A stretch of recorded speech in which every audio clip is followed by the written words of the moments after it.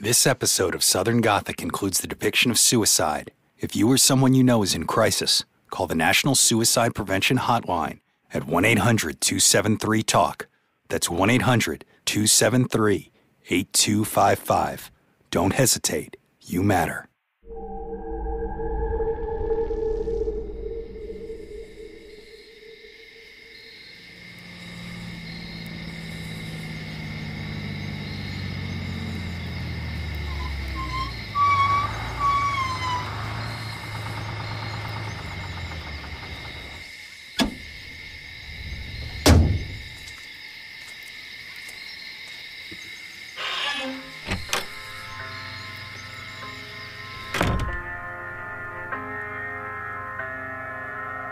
Nearly all colleges have ghosts, legends that have grown up around some supernatural occurrences generations of students tell to each other.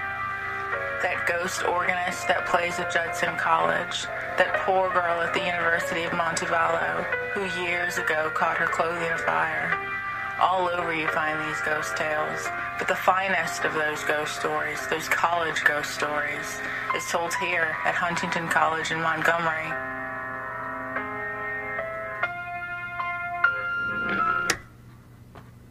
Hey, Happy New Year, y'all. It has been far too long since we released an episode of Southern Gothic, but here we are, back and hopefully better than ever. Thank you to everyone who's continued subscribing to Southern Gothic, supporting us over on Patreon, and following us on social media. Brianne and I are so grateful to have you here. And of course, we also want to welcome all our new listeners who found us in the last few months. Now, I will admit that part of the reason I've been out of commission is that I may have taken on a few too many projects in the last few months. But one in particular was a total dream gig for me, and I'm dying to tell you about it. I got the chance to step in and edit for the boys over at the Astonishing Legends podcast, while their longtime partner in crime, Sarah Voorhees Wendell, went on her maternity leave. Like I said, this was a total dream gig for me. The podcast has hands down been one of my top 5 for years, and I even fanboyed Scott and Forrest at a podcast convention up here in Nashville just this last summer. But for those of you who haven't heard of it, Astonishing Legends is a podcast that deep dives into unsolved mysteries and the paranormal, with subjects that range from Bigfoot and UFOs to haunted places and infamous disappearances like D.B. Cooper and Amelia Earhart. The kind of stuff that kids like me, who grew up on Leonard Nimoy's In Search Of, would totally be into. So if that sounds like your thing and you're going to check it out, of course I'm going to recommend that you start with one that I edited. Back in October, Scott and Forrest did a 3-part series on the true story of the exorcism that inspired the famous book and movie, The Exorcist. Now these dudes were seriously thorough in what they covered. But man, I gotta tell you, the sound design that Ryan McCullough did on these episodes is absolutely insane. So if you get a chance, go check that out. And of course, Scott, Forrest, Tess, and Ryan, thank you so much for making me feel like a part of the team. But most of all, Sarah, congratulations on the new addition of the family. Now, one more thing before we jump into today's episode. I've got a pretty cool announcement to make. Brianne just found out that some of her writing is going to be included in Volume 3 of the new all-female paranormal journal, The Feminine Macabre. For those of you who have been a longtime listener of the show, you might already know this, but my sister's gotten really hung up on a couple of the stories that we've covered here in the past, and she keeps going further and further down the rabbit hole with them, looking for stuff that nobody else has ever found, some of which will actually be included in this piece. But I'm not going to tell you what it is just yet, as the book won't be coming out until March.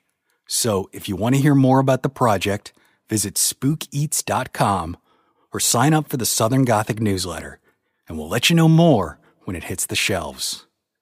So with that, let's get on down to Alabama and explore a classic Southern ghost story.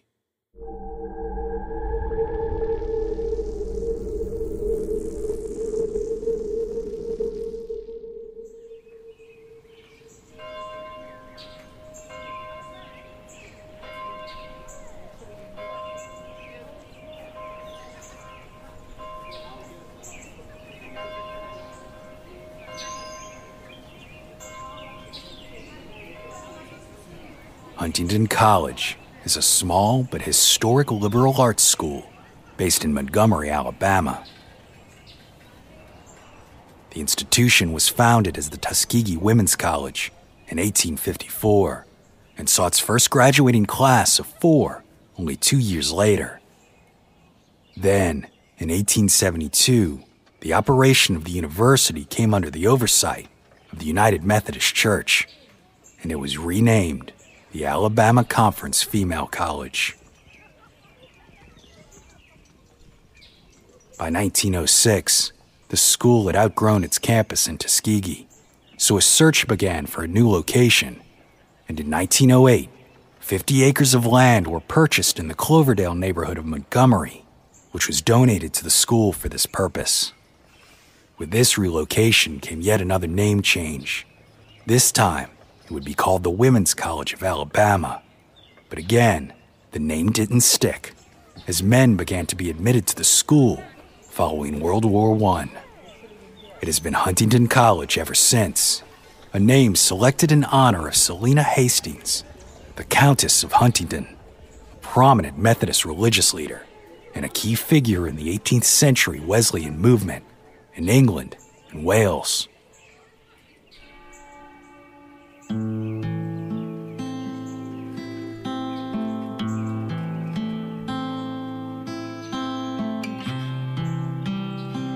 Today, Huntingdon College embraces its mission to, quote, build great lives, and continues to grow both its enrollment and course offerings.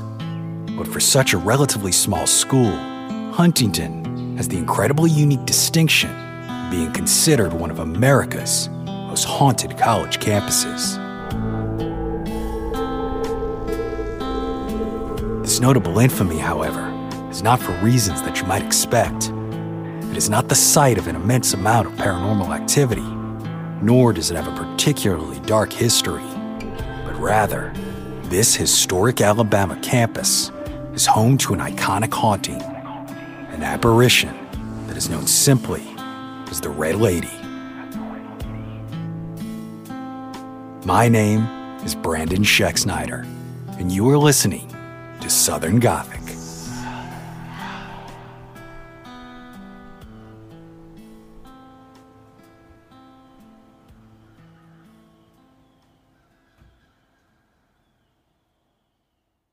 For generations, the folks at Huntingdon College have claimed that the ghost of a former student haunts the 4th floor of an old dormitory named Pratt Hall. Legend says that not long after the Women's College moved to Montgomery, a young woman named Martha arrived on campus from New York. The girl was sent there by her father, an Alabama native who had willed her a great fortune as long as she attended her mother's alma mater in the Deep South. So Martha reluctantly did as he wished, enrolling in the college despite knowing absolutely no one on campus. But there was something even more unique about this young woman than from where she came. Martha had an obsession with the color red.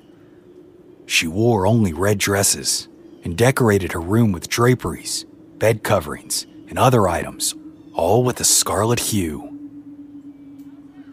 Being naturally shy, she struggled to make new friends in these unfamiliar surroundings, and it is said that this isolation only grew deeper and deeper over time, as many of her classmates mistook her apprehension and eccentricity as an air of pretension.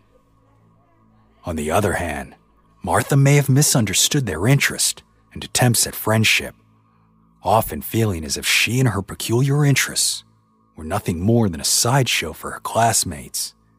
As a result, Martha's life at Huntingdon College grew into one of immense loneliness and melancholy.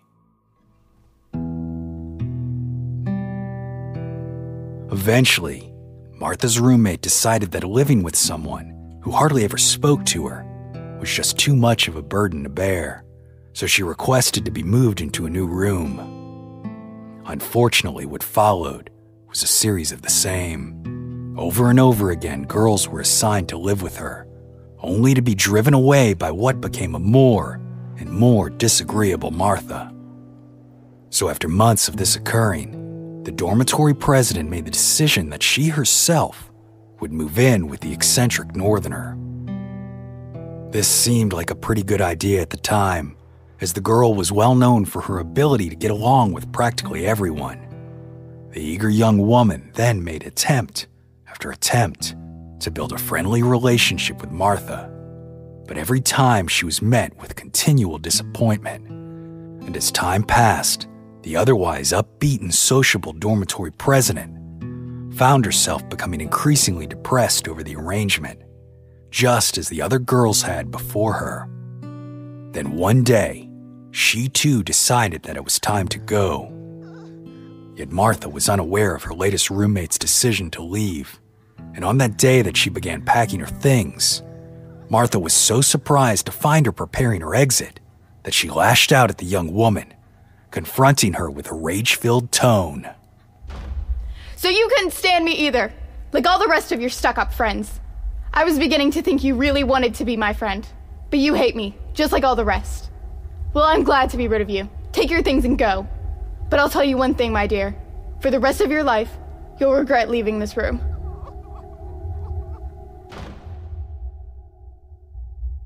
This was more emotion than anyone at Huntingdon College had ever seen come from Martha, and although the dormitory president was disturbed by the outburst at the time, she brushed it off and carried on with life. But Martha did not.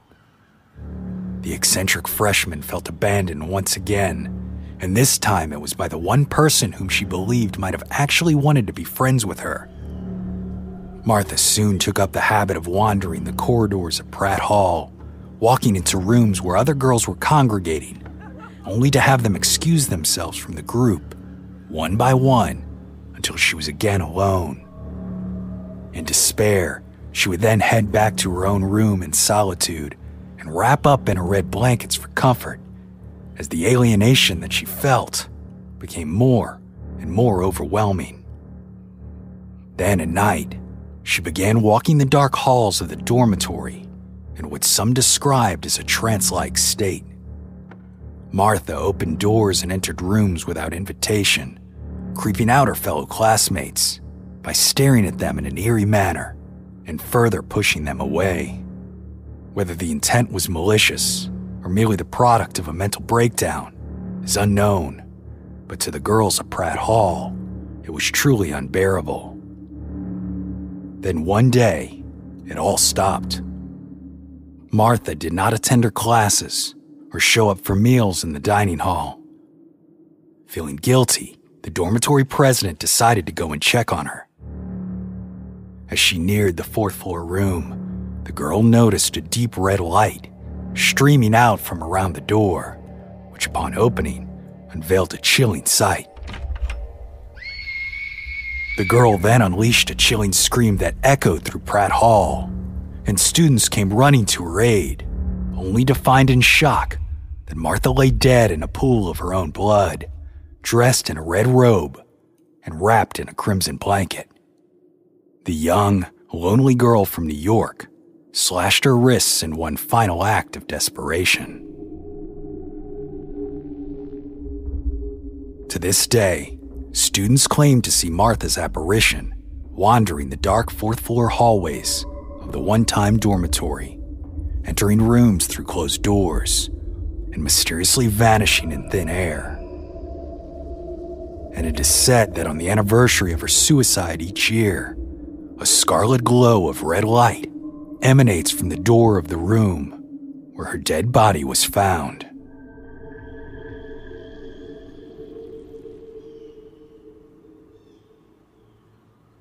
Almost a century since her supposed death, questions linger on as to who exactly this eccentric girl from New York actually was, or if she ever really existed. Is it possible that the Red Lady of Huntingdon College is nothing more than an urban legend, told to scare the wits out of incoming freshmen? Or is this spirit wandering the corridors exactly who generations of students claim it to be? I'll let you decide as we explore these questions and more after the break.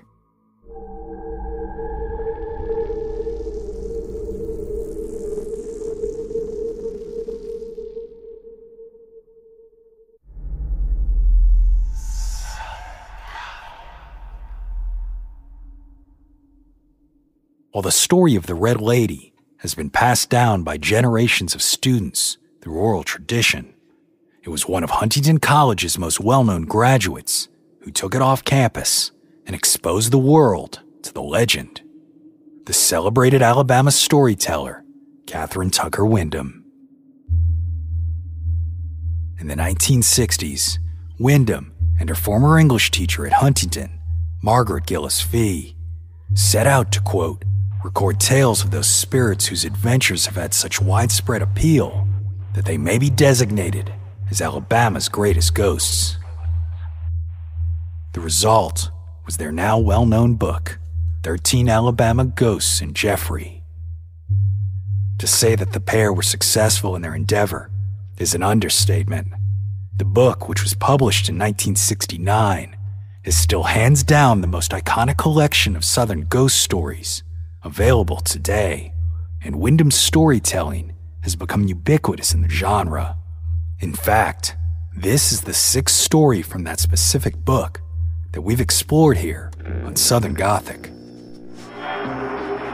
The appearance of a ghostly ship engulfed in flames on the Tombigbee River makes itself known through the echoing, melancholy sounds of a phantom piano. For many of these stories, Wyndham's tellings have become the most widely accepted versions. But in many cases, we're left wondering where they originally found the tales. Fortunately, when it comes to the Red Lady of Huntingdon College, we know exactly where she first heard it, as a freshman at the school from which she graduated in 1939. But frustratingly, the Red Lady's inclusion in 13 Alabama Ghosts in Jeffrey includes little information that would help verify if the events described in it are true. Not only is Martha identified by her first name alone, but her date of death is also vague, as Wyndham writes that it happened simply, quote, a long time ago. Nevertheless, we attempted to find her with what facts we did have. Using 1912 as a starting point, the year that Pratt Hall opened, we searched a number of digital newspaper archives for absolutely any information related to Huntingdon College. Unfortunately, we found absolutely nothing that could confirm such an event had occurred. No obituaries, reports of deaths, or suicides on campus. Not even the slightest mention of a student named Martha. While this alone does not definitively rule out the veracity of the tale, the lack of documentation and the use of a fairly stereotypical plot suggests that the story is likely nothing more than local lore. This hypothesis is further bolstered by evidence that suggests that the tale of the Red Lady evolved from yet another story predating the Montgomery-based campus.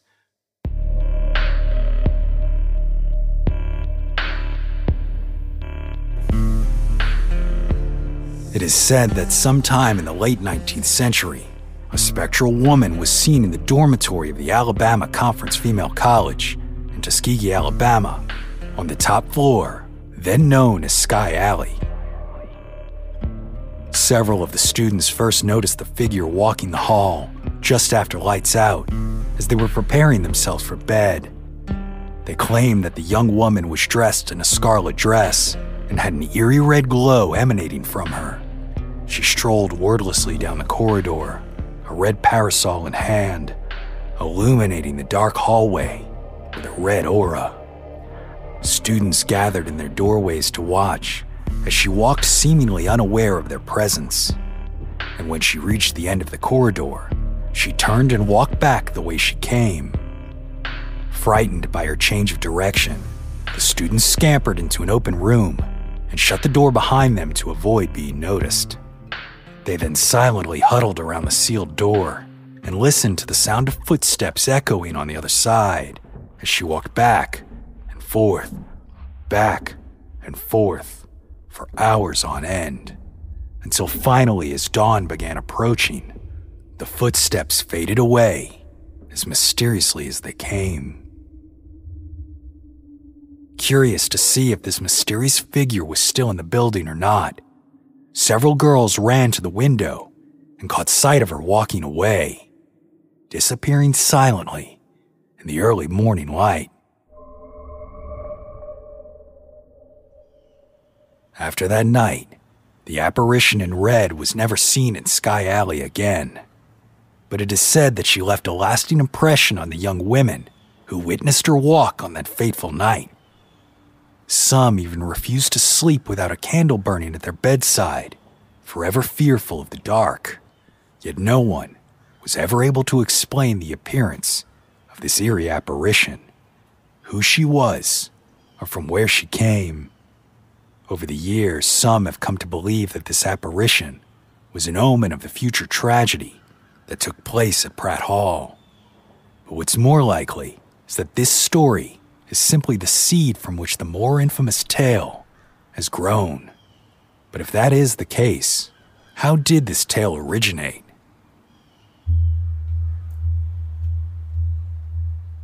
Since the publication of 13 Alabama Ghosts in Jeffrey, the story of the Red Lady has been retold in various other books and online articles. Yet remarkably, the story has stayed almost completely consistent with the version presented by Catherine Tucker Wyndham.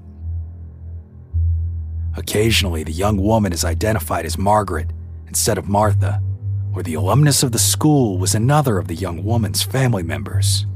But otherwise, practically every aspect of the tale is the same. However, one element of the story's retelling that is seen to shift amongst the various works is its tone.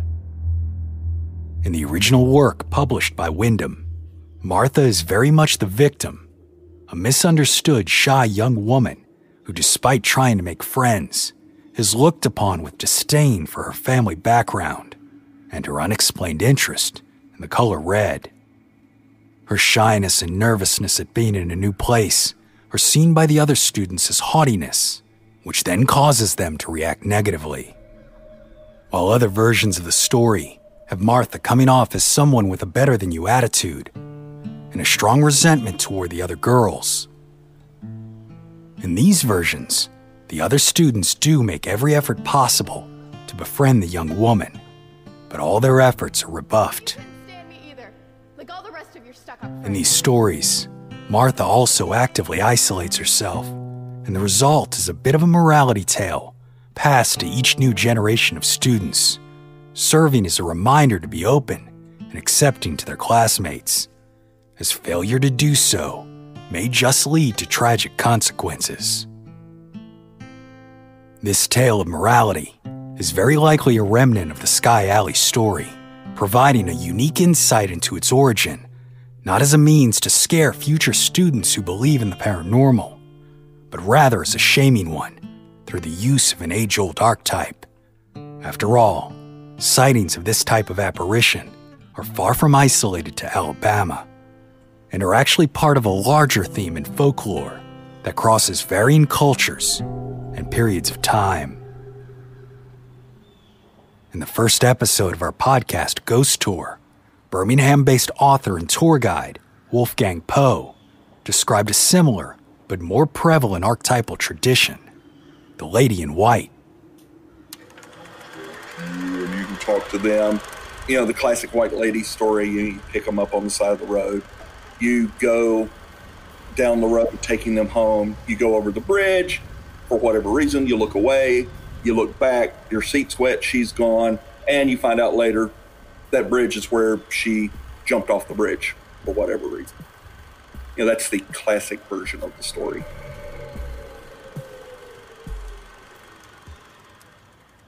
As Poe suggests, the Lady in White has been a prominent fixture in ghost lore for centuries throughout almost every culture of the world, and we've even covered several of them here on Southern Gothic. Typically, these women are seen as innocents who, for some reason or another, have been forced to endure a tragedy or loss that they did not deserve. As a result, their spirits have remained, either grieving their loss or hoping to complete their unfinished business. The Lady in Red exists as part of this tradition. But in contrast to the White Lady apparition, the scarlet-hued ghost is often a jilted lover or prostitute that has become the, quote, victim of objectification. Her fate is typically not one of innocent misfortune, but instead the result of her own immoral decisions or vanity.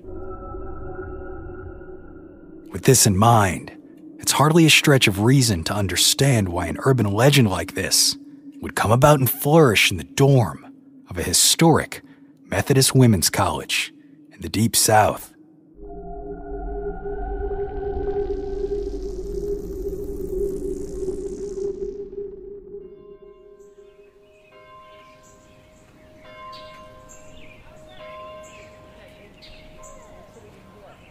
Today, the Red Lady is not Huntingdon College's only resident ghost, but it is certainly the most well-known. Pratt Hall has since been converted from a women's dormitory to the home of the Education and Psychology Department. And perhaps ironically, the infamous fourth floor houses the offices of the campus sororities.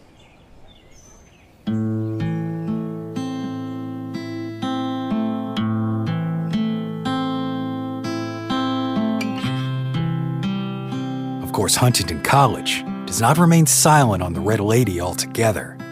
There were several mentions of the spirit in past newsletters that often relate to either Catherine Tucker Wyndham, the school's frequent placement on lists of haunted colleges, or Pratt Hall's presence as a stop for local ghost tours.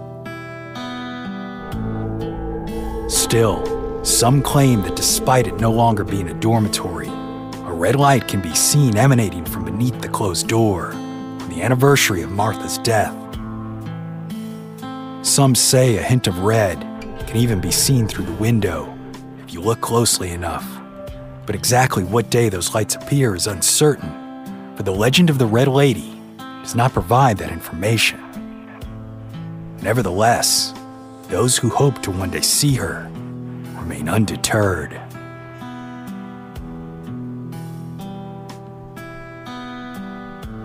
My name is Brandon Schexnayder, and you've been listening to Southern Gothic.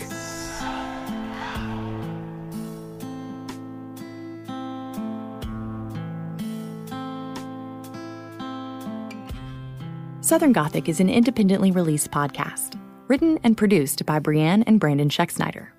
If you enjoyed this episode, please consider becoming a Patreon supporter.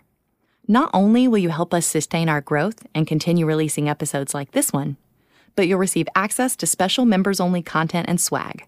The link is in the show notes. Lucky Little Shack.